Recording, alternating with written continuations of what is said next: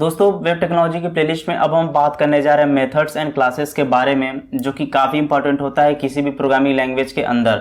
तो ये वीडियो बहुत अच्छे तरीके से समझिएगा, आपके एग्जाम के पॉइंट ऑफ व्यू से बहुत ही इंपॉर्टेंट है। चैनल पर नए हो तो सब्सक्राइब करो, वीडियो को लाइक करो और इस वीडियो को एंजॉय करो। तो सबसे पहले मेथड्स की बात करते हैं। In Java method is a block of code that perform a specific task and can be invoked by other parts of a program. Methods can be used to encapsulate functionality and make code more reusable and easier to maintain। अब मुझे लगता है नहीं समझाना है, क्योंकि पीछे तो अभी मैं बता के आया हूँ मेथड कैसे बनता है। देखो एक्सेस मॉडिफायर, वहाँ पे रिटर्न टाइप के पहले मैंने स्टैटिक लिख दिया था, बिना स्टैटिक के भी मेथड्स बनते हैं। ठीक है, मेथड का नाम मैंने कंपेयर लिखा था, पैरामीटर का टाइप दिया था ना, इंटीजर लिखा था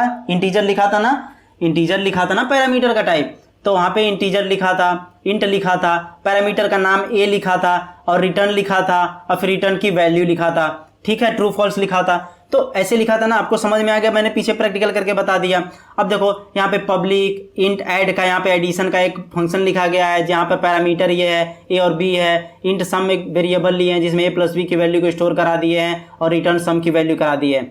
ठीक है, ऐसे ही। और ये जो वैल्यू है मेन फंक्शन के अंदर जब जाएंगे जावा के, तो इंट रिजल्ट लेंगे और इस फंक्शन को कॉल करा के जो वैल्यू रिटर्न आएगी, हमारी 8 वैल्यू जो इसके रिटर्न आएगी, इस 8 को रिजल्ट के अंदर स्टोर करा देंगे और sout is system dot out dot println के अंदर हम लोग रिजल्ट को लिख देंगे और ये वैल्यू हमारी प्रिंट कर देगा।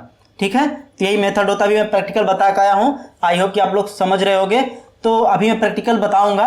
ये मेथड अगर आपको समझना है तो मैं अभी लिख के बता दूंगा इंटेलिजे में। इसके आगे का थोड़ा देख लेते हैं हम लोग। तो एक्सेस मॉडिफायर क्या होता है, यहाँ पर देखो एक्सेस मॉडिफायर क्या होता है, return type, method name, parameter name, method body, सब मैंने पीछे बता दिया, मुझे लगता है फिर नहीं बताने की जरूरत है। ठीक, चलो अब बात करते हैं क्लास की। क्लास काफी इंपॉर्टेंट, अच्छे तरीके से समझना। In Java class is a blueprint for creating objects that encapsulates data and behaviour. ठीक है, तो उन सारी चीज़ों के लिए ब्लूप्रिंट होता है बेसिकली ऑब्जेक्ट का, और जो भी डेटा एंड बिहेवियर होता है सारी चीज़ों को इनकैप्सुलेट कर देता है। अभी क्लास बना के भी देखेंगे, घबराओ मत, सब प्रैक्टिकल बताऊंगा, सब अच्छे से बताऊंगा, कभी नहीं भूलोगे, एग्जाम बहुत बेस्ट जाएगा। और हमेशा याद रखोगे कि इंजीनियरिंग इन 1 वीडियो से पढ़ के आया हूँ, पूछो तुम कहाँ से पूछोगे, सब लिख कर आऊँगा, ये ध्यान देना। तो इस चैनल से पढ़ने का एडवांटेज तो होना चाहिए। और यार एक लाइक कर दिया करो, मेरे लिए सच में दिल से मुझे अच्छा लगता है कि आप लोग इतना प्यार दे रहे हो और चीज़ें आपको समझ में आ रही है। ठीक है, और नोट्स मैंने डिस्क्रिप्शन में दे दिया है, आप लोग यूज कर सकते हो। अ class defines the properties data members, ठीक है, and methods function that all objects that class will have. ठीक है, तो ये तो थ्योरी हो गई। चलो प्रैक्टिकल करके अभी खेलेंगे हम लोग, वो देखेंगे। तो क्लास बनाने के लिए सबसे पहले एक्सेस मॉडिफायर, पब्लिक, प्रोटेक्टेड वगैरह ये सब यूज करते हैं। क्लास लिखते हैं और क्लास का नेम लिखते हैं। ठीक है, फिर डेटा टाइप्स लिखते हैं और मेंबर्स का नेम लिखते हैं। ठीक है, और फिर क्लास नेम लिखते हैं, कंस्ट्रक्टर बनाते हैं। कंस्ट्रक्टर क्या होता है वो भी अभी देखेंगे, और ये कंस्ट्रक्टर के नीचे बॉडी होती है।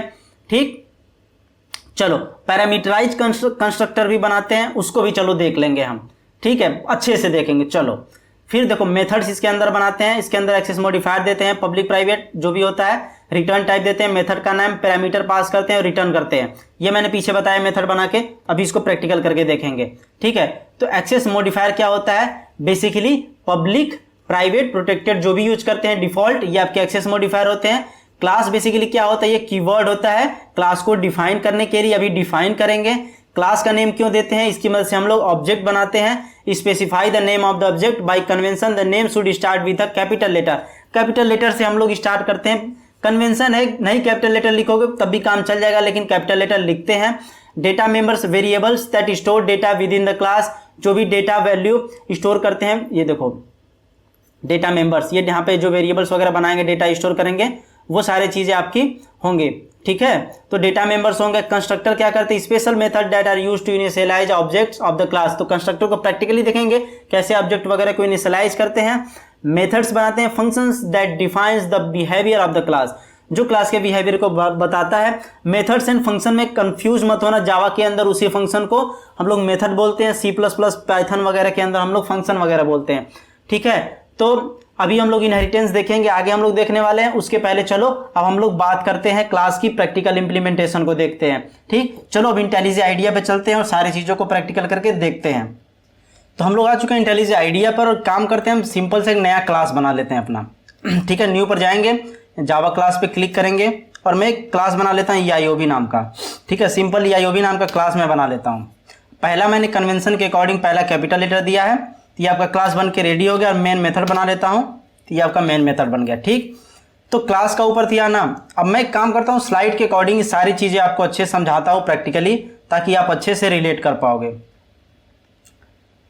ये रहा ये एक्सेस मॉडिफायर प्रैक्टिकली बता रहा, क्योंकि नोट्स तो आपके पास रहेगा ना। ये एक्सेस मॉडिफायर हो गया, ये पब्लिक एक्सेस मॉडिफायर, क्लास का नेम, क्लास का नाम, मतलब क्लास ये आपका कीवर्ड है जिसकी वजह से हम क्लास बनाते हैं। ठीक है, अब चलो डेटा मेंबर्स बनाना है, तो सबसे पहले मैं डेटा टाइप्स देना है और डेटा मेंबर का नेम देना है।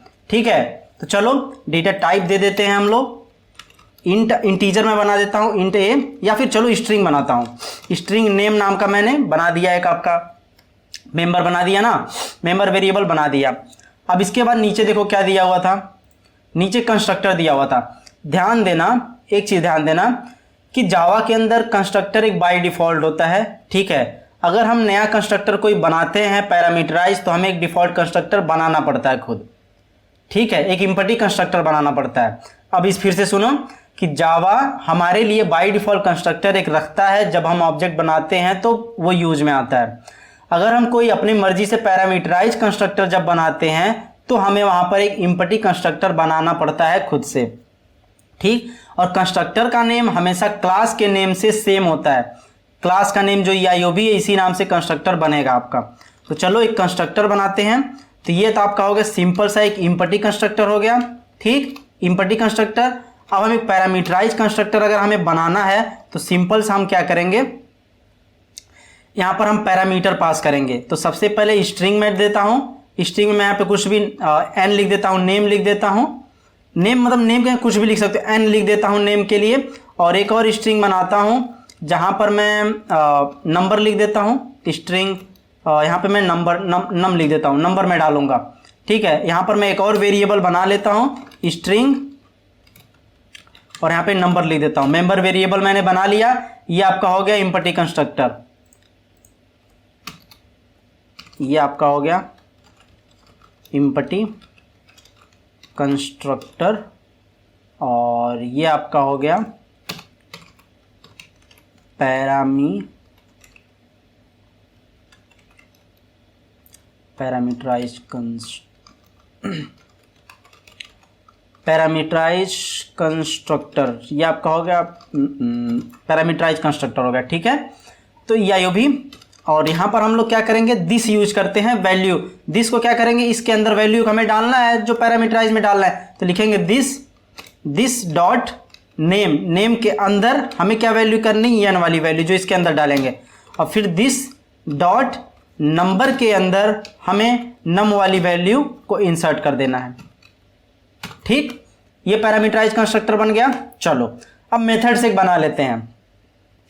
अब पैरामीटराइज के अंदर अगर हम ऑब्जेक्ट एक बनाया, वैल्यू डाल दिया, तो अब हम एक मेथड बनाते हैं। मेथड कैसे बनता है, तो मेथड्स हम लोग एक बनाते हैं। सबसे पहले मेथड में देखो आगे क्या दिया हुआ है, एक्सेस मॉडिफायर, फिर रिटर्न टाइप। तो मैं यहाँ पे पब्लिक लिख देता हूँ, स्टैटिक लिख देता हूँ, पब्लिक स्टैटिक। रिटर्न टाइप में इंटीजर रिटर्न टाइप इंटीजर में करूँगा रिटर्न। और सम का मैं एक फंक्शन, सम का मैं कोड लिखता हूँ, या फिर सम का नहीं लिखता हूँ तो सम का ही कोड लिखता हूँ, सम। ठीक है, इंटीजर ए वैल्यू एक आएगा और एक इंट बी आएगा, और इन सबको मैं दोनों को रिटर्न करा दूंगा ए प्लस बी। ठीक है, ये सम वाली आपकी हो गई। अब देखो ये तो क्लास बन के रेडी हो गया। अब इस क्लास की मदद से ऑब्जेक्ट कैसे बनेगा, तो ऑब्जेक्ट बनाने के लिए मेन में आते हैं। सबसे पहले हमें लिखना होता है क्लास का नाम। अब किस नाम से ऑब्जेक्ट बनाना है, चलो EIOB नाम से ही बना देता हूँ। ठीक है, और फिर न्यू लिखते हैं, और यहाँ पर आपका आता है कंस्ट्रक्टर EIOB। ऐसे भी आपका बन जाएगा। लेकिन अगर आप यहाँ पे साउट करके अगर इसे एक्सेस करना चाहते हो, इस ऑब्जेक्ट्स में देखना चाहते हो कि वैल्यू क्या है नेम में, तो अगर यहाँ पे मैं प्रिंट करता हूँ, सॉरी अभी ये मेन वाला प्रिंट होगा, इसे राइट क्लिक करके प्रिंट कराता हूँ। तो अभी देखो प्रिंट क्या हो रहा है, नल वैल्यू, यानी कि हमारी नेम के अंदर नल वैल्यू है। अब इसी पैरामीटराइज, अगर पैरामीटराइज कंस्ट्रक्टर नहीं यूज करते हैं, सिंपली EIOB डॉट नेम के अंदर, EIOB डॉट नेम के अंदर मैं अगर वैल्यू डालता हूँ, क्या डालूँ, जेम्स डाल देता हूँ। ठीक है, अब मैं रन करता हूँ अगर, तो देखो क्या वैल्यू आती है, तो जेम्स लिख के आएगा, यानी कि जेम्स इसके अंदर वैल्यू चली गई है। ठीक, अब मैं इसको हटा देता हूँ और पैरामीटराइज कंस्ट्रक्टर के थ्रू ही वैल्यू डालने की कोशिश करता हूँ। तो यहाँ पर मैं डालता हूँ जेम्स, ठीक, पैरामीटराइज कंस्ट्रक्टर में, और यहाँ पर हम लोग डालेंगे नंबर भी स्ट्रिंग टाइप में ही जाएगा, 1 2 3 4 5 6 डाल देता हूँ। अब मैं अगर EIOB ऑब्जेक्ट को अगर यहाँ पर ऐसे करके प्रिंट कराता हूँ तो देखो क्या प्रिंट होता है, तो गार्बेज वैल्यू ऐसे सिंपल प्रिंट हो रही है। तो हम यहाँ पे नंबर को कराते हैं, तो नंबर अगर हम लिखते हैं यहाँ पे तो आपका आ जाएगा, प्रिंट कराते हैं, देखते हैं क्या आता है। तो 1 2 3 4 5 6 आ गया है, यानी कि उस वाले को नेम को भी प्रिंट कराते हैं, साथ में ही दोनों को प्रिंट कराते हैं। तो यहाँ पर देखो 1 2 3 4 5 और जेम्स, ये दोनों आ गया ना। तो ऐसे ही ऑब्जेक्ट्स वगैरह को हम लोग यूज करते हैं। और पैरामीटराइज कंस्ट्रक्टर, इम्पटी कंस्ट्रक्टर का कॉन्सेप्ट आपको समझ में आ गया होगा।